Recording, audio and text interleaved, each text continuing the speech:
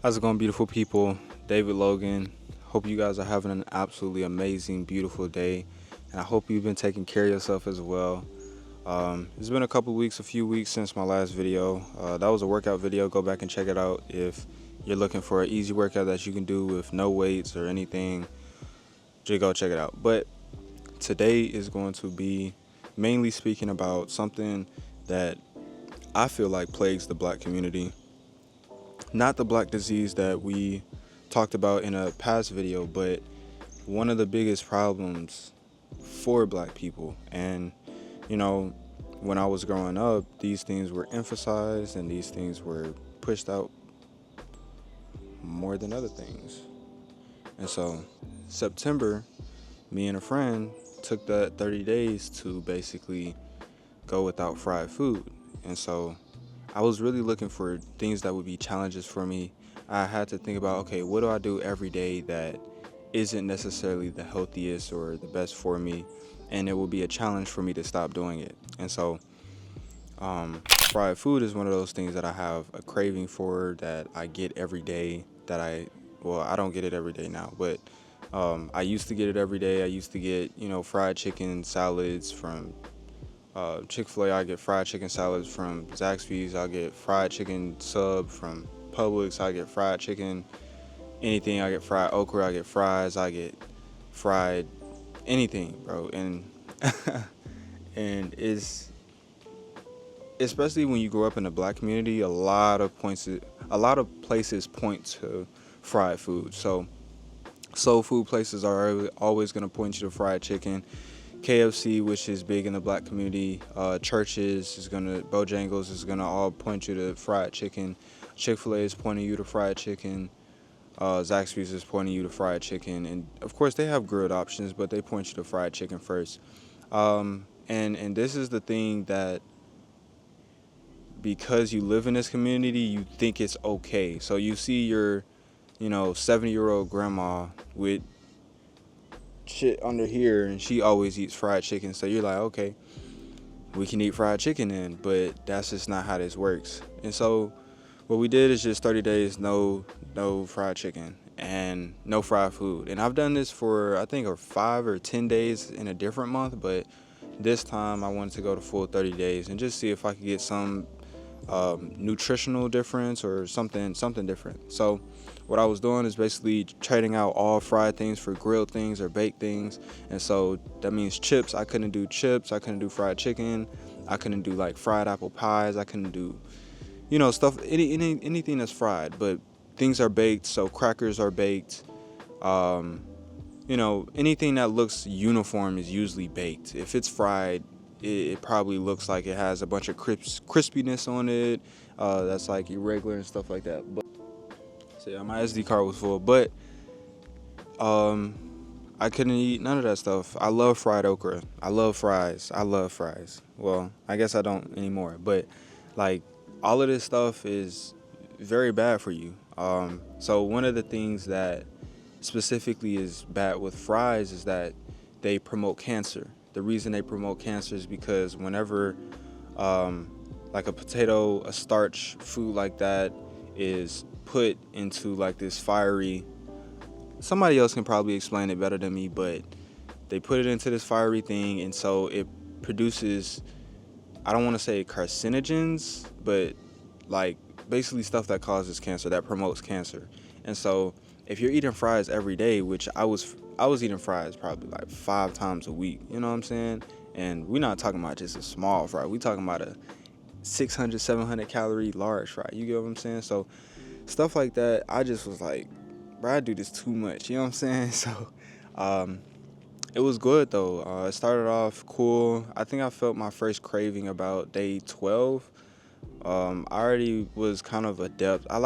So before I did this, I was like, okay, I'm gonna eat grilled food every once in a while. So I was always eating fried, but now I eat grilled food every once in a while. And so I just switched it. I'm gonna eat grilled food.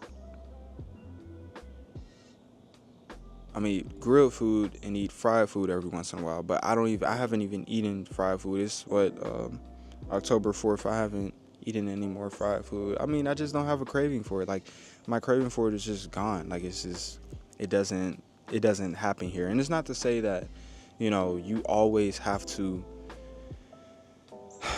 never eat fried food, bro. That's not what I'm saying. You can limit yourself. For example, um, one of my boys that I was doing the actual challenge with, he's limited himself to 2 times a week. I haven't even come up with something like that for me, but fried food is just it's just not the best thing to eat. There are better things to eat. There's more nutritional things that you can put inside of your body. And grilled chicken is always better than fried chicken. It may not taste better. I think it tastes better, but it's just a better alternative. And this isn't a scientific video. This is just my experience doing 30 days of no fried food. So what differences that I see? Number one, I do feel like my body was operating close to the same. Like it wasn't too much of a difference. If a doctor looked at my vitals or they looked at my nutritional levels or I did blood work, it may look a little different, but I didn't notice too much of a difference while I was doing it. It wasn't like, okay, I just got a burst of energy because I stopped eating fried food. That's not really what the point was. But it was like a discipline thing. So if I know that I can do this for 30 days, then I know that I can do something else for 30 days. And if you've been keeping up, I don't know if I put the challenges on YouTube as much, but on Instagram, I put my challenges on every single month pretty much. And so it's just my ability to do hard things. I want to raise my ability to do hard things. And I'm getting to the point where, people get to do marathons and people do Ironman races and shit. I'm not saying I'm gonna do that, but it's like it works up to that point. I just want a challenge. I want a challenge. So you start doing bigger and bigger and bigger things. And so it helps with the mental fortitude whenever you're hungry. Let's say you went the whole day, you've been working the whole day. This is a scenario that happened to me. You're working the whole day, it gets to like 6, 7, 8 o'clock. You know what I'm saying? It's getting dark and you're like, fuck, bro, like what's open? You know what I'm saying? And everywhere around you is like fried stuff. So you like, dang, I gotta go travel farther to not get some fried stuff. And that's the sad part about it. That's the sad part about black communities. But another thing about fried food is that black people love it so much that they want to keep it near them. And so we have all of these companies that are continuing to push fried food towards black people, and they're doing it in the right light because black people love it. Black people are going to eat it up. You get what I'm saying? So I don't blame them for doing that. It's just on black people's part, or specifically, African Americans, bro. Anybody that's being pushed to eat this stuff, it's on you to be able to have the discipline to say no. It's on you to be able to regulate things, and that's one of the most powerful things that you can do or learn in life is how to regulate not only other things but yourself. Regulating yourself, mastering yourself is not easy. It's not easy, bro. You will have times where you will backtrack, but you are perpetually raising your baseline. So that's the point of it. It's not like you're trying to reach a new high. It's just that you're trying to increase your low. So let's say your highs are always 10s, but your lows are like 0s.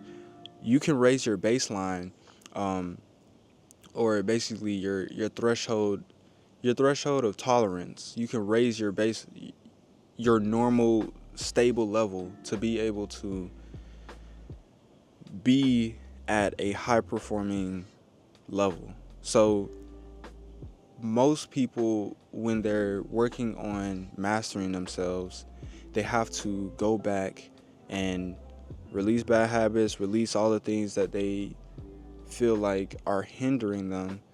And in that process, you will have times where you will go back to those things, but you may only go back, in a week, or then your baseline, you go back in 3 weeks, and then you never go back. And so your baseline has raised to a 3 at this point. And it's just an analogy, but yeah, I encourage everybody, just limit fried food. That's what I would say. Or just not eat it at all. I really don't care for fried food. It's like I have a rotation of like food that I get, and so over this 30 days, I just have a different rotation. It does not include fried food, and so I'm okay with it. But yeah, that's just pretty much what we did in September, October. It's Q4 right now, so I have a business video, so how to do keyword research for your business. I'm going to put that after this video. Or yeah, it's gonna be before the Colombia vlog part 2, but I'm gonna put that, and that's just gonna give people some business information. And let me know if you guys like it, because I can do way more business videos. I was just speaking with a friend a couple of weeks ago, and I was able to give her some resources that can lead to business success. And so if y'all want videos to where I deep dive into how I operate in my business, how I get things done, sales, operations, marketing, admin, websites, everything, like, I can get into it. But yeah, man, I know that was a lot, but if you find this helpful, if you are going to start the challenge, comment below. Remember to like, comment, and subscribe. We're on the way to 10K, so I would love to see you still here when those videos come out. But yeah, man, I will catch you guys in my next video, and be sure to check out the bro's YouTube video on his fried food fast as well. And yeah, I will catch y'all. Peace.